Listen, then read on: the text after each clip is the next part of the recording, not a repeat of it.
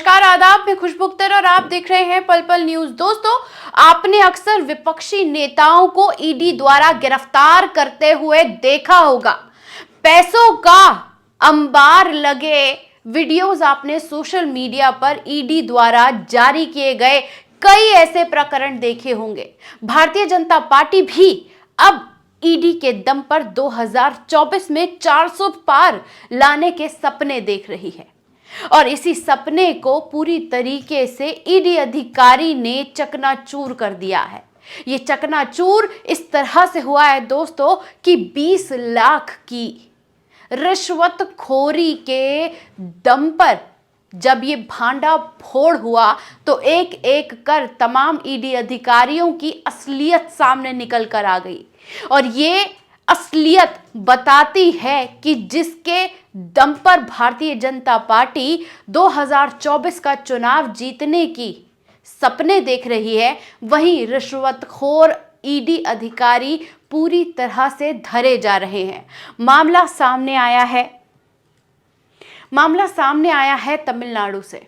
जहां पर 20 लाख रुपए की रिश्वत लेता हुआ ईडी अधिकारी गिरफ्तार कर लिया गया है। और गिरफ्तारी भी ऐसी वैसी नहीं हुई है दोस्तों, 20 किलोमीटर तक भागम भगाई हुई और उसके बाद फिल्मी अंदाज में अंकित तिवारी नाम के ईडी अधिकारी को गिरफ्तार कर लिया गया। और गिरफ्तार करने के साथ साथ भारतीय जनता पार्टी का वो सपना भी टूट गया जिसमें वो बार बार ईडी के दम पर विपक्ष को आंखें दिखाने का काम कर रही थी, क्योंकि आप विपक्ष के एक एक नेताओं के नाम की तरफ आप जब देखेंगे तो आपको पता चलेगा कि कैसे नीतीश कुमार, तेजस्वी यादव,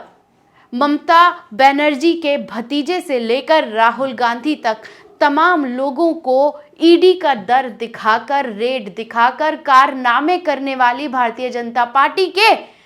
करप्ट अधिकारियों का भी अब भांडा फूटने लगा है। जैसा कि आप देख रहे हैं कि 8 किलोमीटर तक उस ईडी अधिकारी को उसका पीछा किया गया और पीछे करने के साथ साथ फिल्मी स्टाइल में उस ईडी अधिकारी को गिरफ्तार किया गया है। तमिलनाडु से यह मामला पूरा सामने आया है, जहां पर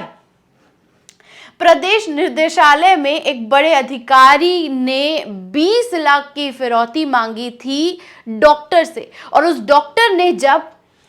तमिलनाडु के जो सतर्कता भ्रष्टाचार निरोधक निर्देशालय है वहां पर जब उन्होंने उसकी शिकायत की तो उसकी कार्रवाई को लेकर ईडी अधिकारियों ने पूरा एक जाल बिछाया। उस जाल बिछाने के साथ साथ उन्होंने लगातार जब 51 लाख रुपए मांगे गए तो उस 51 लाख के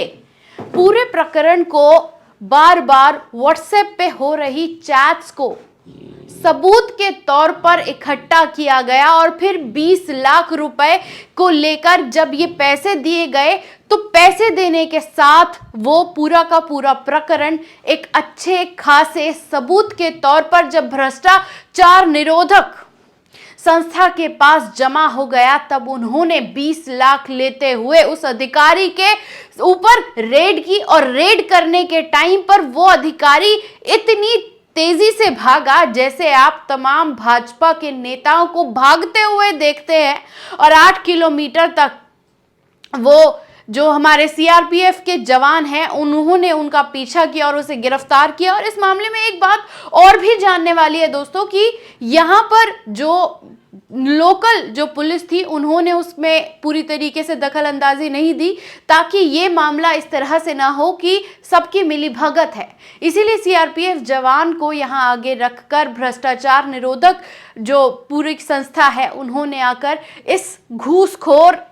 अधिकारी अंकित तिवारी को गिरफ्तार किया है। और ये एक पहला मामला नहीं है दोस्तों, दूसरा मामला हम आपको बताते हैं कि बीते दिनों राजस्थान में भी एक ईडी अधिकारी जिसका नाम था नवल किशोर मीणा भी पैसे लेते हुए रंगे हाथों पकड़े गए थे। और उसके साथ साथ इस बात पर भी गौर किया गया था कि ईडी का डर दिखाकर ईडी के अधिकारियों ने ही अब उगाही शुरू कर दी है और उस उगाही के चलते वो तमाम नेताओं को डराकर,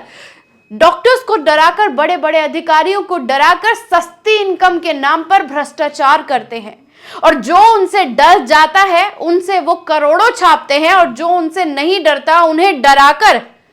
प्रधानमंत्री के ऑफिस की तरफ से आपको नोटिस दिया गया है, ऐसी बातें कहते हैं। अंकित तिवारी ने भी उस डॉक्टर को यह कहा कि जो मामला आपका बंद हो चुका है उसको वापस से खोलने के लिए प्रधानमंत्री के ऑफिस से नोटिस जारी किया गया है। अगर आप चाहते हैं कि ये जो कार्रवाई है उसे बंद कर दिया जाए तो उसके लिए आपको 50 लाख रुपए की रिश्वत देनी पड़ेगी और बराबर उसे डराना धमकाना शुरू किया। डॉक्टर ने भी थक हार कर भ्रष्टाचार निरोधक संस्था में जब शिकायत की तो संस्था ने भी इस बात को गंभीरता से लेते हुए सारे सबूत इकट्ठा करने के लिए कहे और जब ये सबूत इकट्ठा कर लिए गए तो लगातार उसको ट्रैक कर इस अधिकारी को धर दबोचा गया और धर दबोचने के बाद ये भी कई मामले सामने आ रहे हैं कि ऐसे कई अधिकारी हैं ईडी के जो ऐसी अगुवाई कर रहे हैं और अगुवाई करने के साथ ये भी क्लियर हो जाता है कि ईडी का दम भरने वाली भारतीय जनता पार्टी हो या खुद ईडी के भ्रष्ट अधिकारी हो, उनका भांडा अब धीरे धीरे फूटने लगा है, जिससे ये क्लियर हो जाता है कि हर कोई चाहे जितना भी बिगुल बजा ले वो भ्रष्टाचारी है और उस भ्रष्टाचार का भांडाफोड़ भी उन्हीं के अधिकारियों द्वारा किया जा रहा है। कैसी लगी ये खबर? कमेंट बॉक्स में आकर अपनी राय देना ना भूलिएगा। शुक्रिया।